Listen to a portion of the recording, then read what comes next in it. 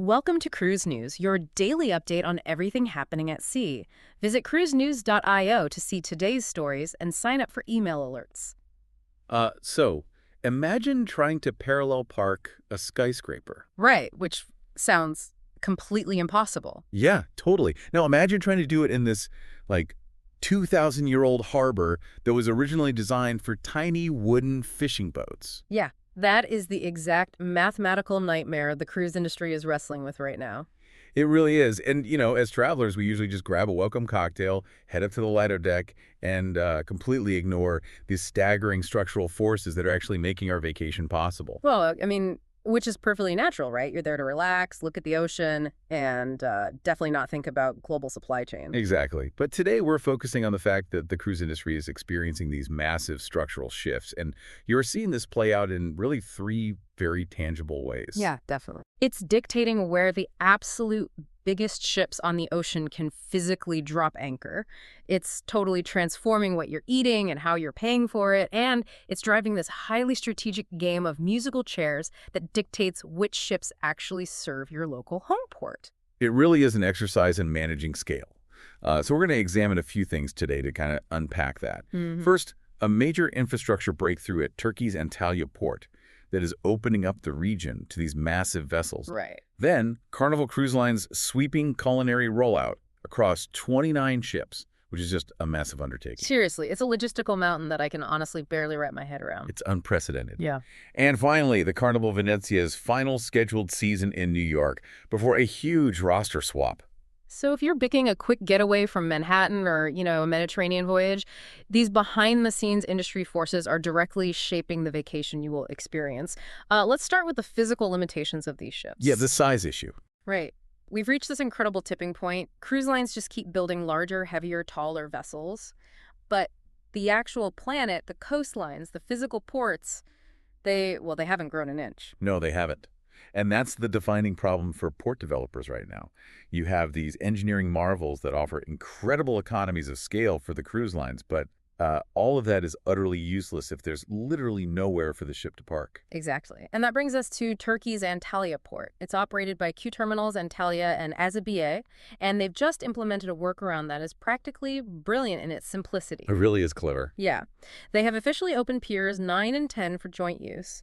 And the crucial detail here is that for the very first time, this port can now berth ships longer than 300 meters. Right. And we really have to pause and appreciate the scale we're talking about here. Prior to this agreement, Antalya simply didn't have a single continuous berth long enough to safely accommodate a modern megaship. So by getting approval to treat Piers 9 and 10 as one combined docking space, they've instantly upgraded their capacity without having to pour a single drop of new concrete. Honestly, it sounds a bit like taping two twin beds together and calling it a king size. That's a perfect way to put it, yeah. And we're already seeing this tape job in action. The Aroya, which is a Malta flagship, is utilizing this exact setup right now. And the Aroya is a behemoth. It's 335.2 meters long. Yeah, that's over 3 American football fields long. Just sliding up sideways to these two separate piers acting as one. It's wild. And it isn't just a one-off stunt. Because they unlock this infrastructure capability, Antalya expects up to 35 cruise visits this year. Really? Just this year? Just this year. They already have 26 confirmed calls, and the Aroya itself is scheduled for 10 more. We actually saw a proof of concept for this back in March when the Celebrity Infinity, which comes in at 294 meters, successfully utilized the combined piers. It totally changes the economic math for the entire Eastern Mediterranean. I was looking at the port specifications, and Q Terminals and Antalya's facilities now effectively offer 3 cruise piers totaling 310 meters of working space. Which is a huge upgrade. Right, plus a 1,830 square meter passenger terminal and a 990 square meter luggage area. And when you look at the Aroya's route, you see exactly why this port needed to make this happen. Oh, for sure. The route is extensive. Yeah. It sailed from Jeddah, went through Sharm el-Sheikh, Port Sokna and the Suez Canal, stopped at Antalya and Bodrum before hitting Istanbul. And that Eastern Mediterranean season runs all the way through mid-September. So think about the revenue that would just pass them by if they couldn't accommodate that route. The combined pier strategy is an absolute lifeline for local tourism there. But, it is a stopgap. Oh, absolutely. It's the taped-together twin beds. Criminals knows this, which is why they are actively planning further infrastructure investments, including dredging, to handle even larger ships permanently. Okay, I have to jump in here and play the skeptic. I mean, if you're lengthening the runway for an A380, that's one thing. But with dredging, aren't historic ports playing a really dangerous game of catch-up? It's a highly debated question globally. Right, because if the cruise lines keep dictating these massive sizes, aren't these port cities risking the destruction of the very local charm that makes tourists want to visit them in the first place? You're right to be skeptical, but you have to look at the immediate alternative for a place like Antalya. Hussein Sipahioglu, the general manager of Q Terminals Antalya, pointed out a very pragmatic reality. What's that? Well, this joint-use arrangement allows thousands of passengers to visit these ancient sites and hit the beaches without the intense friction of moving luggage through the city streets or changing hotels. I suppose that's true. If you suddenly dropped 4,000 tourists at the local airport and told them to find cabs and hotel rooms? The city would completely gridlock. Exactly. The cruise ship acts as a self-contained hotel that simply plugs into the local economy for the day. So the joint-use pier is a clever workaround that drives vital economic impact, buying the port time to execute those permanent solutions, like dredging, properly. Okay, so we've managed the physical illusion of making an ancient port look big enough for a mega ship. But there's a second illusion happening the minute those thousands of passengers step back on board and get hungry. Oh, the food logistics. Yeah. Yeah. How do you feed the equivalent of a small nation without making them feel like they're just cattle in a cafeteria line? And that brings us right to the changing landscape of cruise dining. If you think parking a 300-meter ship is a headache, try running a culinary operation for thousands of people in the middle of the ocean where you can't exactly run out for more butter. No kidding. And Carnival Cruise Line just pulled back the curtain on how they're handling this. They revealed a sprawling food and beverage program called The Next Course. Yeah, they announced it in New Orleans alongside their chief culinary officer, Emeril. Right. And before we get into the restaurants, let's just talk about the raw math. Carnival serves over 6 million guests annually. That translates to more than 100 million meals a year, spread across 29 ships. 100 million meals. Just picture the turnaround day at the home port. It's just forklifts loading pallets of flour, thousands of pounds of fresh produce, millions of eggs, all in just a few hours. It's totally wild. It's like feeding a small country. And they're rolling out brand new venues for their upcoming new builds. The Carnival Festival in 2027 and the Carnival Tropical in 2028.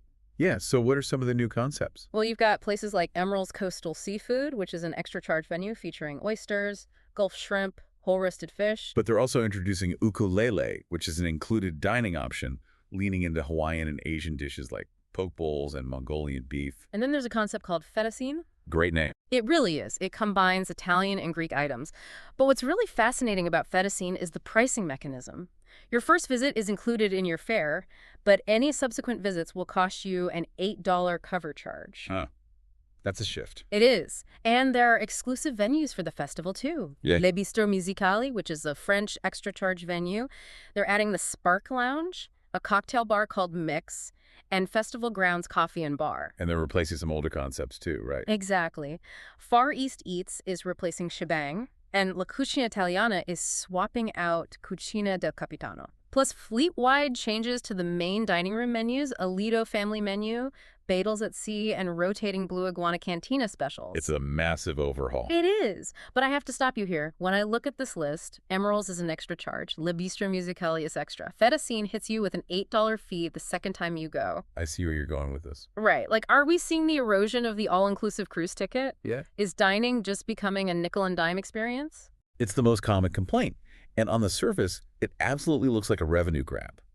But if you look at the underlying structural shift in how they're managing those 100 million meals, it's really about pace and customization. Okay, defend the $8 charge for my second plate of pasta. Think about human behavior on a ship.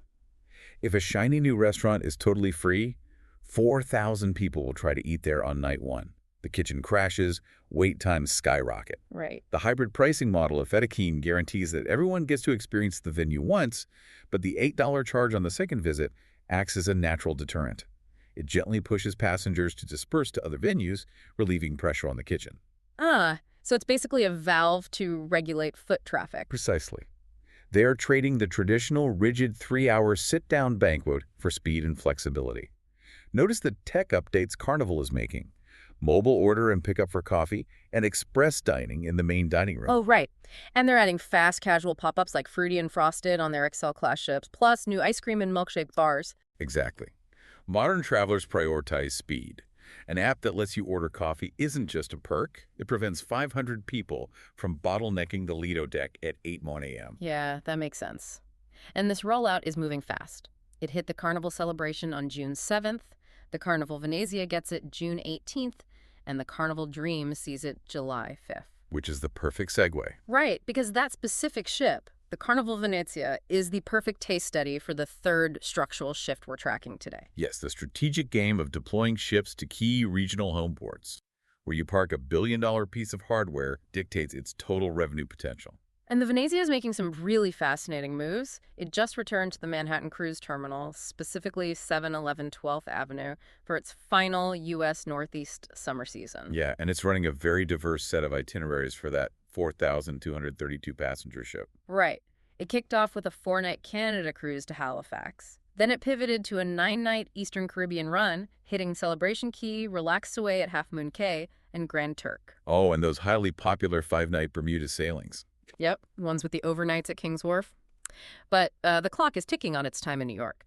After early October, the Venezia heads down to Port Canaveral for the winter running from October 2026 through May 2027. And then it repositions down to Miami. Exactly. But here's the catch for New York. In May 2027, the Carnival Firenze is going to arrive and replace the Venezia. And if you don't know the backstory of these two specific ships, this move makes absolutely no sense. We really need to look at their lineages. It's a wild family tree. The Venezia is a 135,225 gross ton ship. It was built in 2019 by Fincantieri, originally as the Costa Venezia, and transferred to Carnival in 2023. Right, and the incoming Firenze. It's 135,156 gross tons, basically identical, built in 2021 as the Costa Firenze and transferred to Carnival in 2024. They are sister ships, twins basically, and both operate under Carnival's fun Italian-style concept, combining the Carnival product with Italian-inspired decor and dining. But I have to challenge this strategy. I mean, it's like a sports team trading star players between cities to boost ticket sales. Why pull the Venezia out of a massive market like New York just to replace it next year with its near-identical twin? It's about maximizing existing assets and creating the illusion of novelty. First, Carnival smartly repurposed the Costa ships instead of building billion-dollar ships from scratch. Right, saving capital. Exactly. But regarding the swap, the Northeast cruise market relies heavily on a drive-to demographic. These are loyal cruisers who prefer driving to the port. But if you leave the exact same ship there for years, the novelty wears off. Oh, so swapping the Venezia for the Firenze allows them to keep the marketing fresh. Right. It generates new ship buzz in that vital drive to market. And simultaneously, rotating the Venezia down to Florida stimulates repeat bookings in highly competitive ports like Canaveral and Miami. It's fascinating. So we're watching ports literally tape their piers together, dining experiences fracturing into app-driven micro-neighborhoods, and identical ships being traded purely to stimulate local markets. It perfectly highlights the structural forces shaping the industry. And it brings up a final, somewhat provocative thought for you to ponder. Let's hear it. If ships are getting too massive for traditional ports requiring joint pier workarounds, and onboard dining is becoming hyper-customized and app-driven, and ships are swapped like chess pieces to keep regions fresh, what does the cruise vacation of 2035 look like? Wow, yeah. Will mega ships eventually stop relying on port infrastructure entirely? Will they become the absolute final destination themselves, just floating offshore while you order Emeril seafood directly from your smartphone? A self-sustaining island that never touches land. Honestly, hearing how fast the scale is shifting, it doesn't sound impossible at all. Thanks for listening to Cruise News. Visit cruisenews.io to catch up on the latest updates and sign up for free email alerts.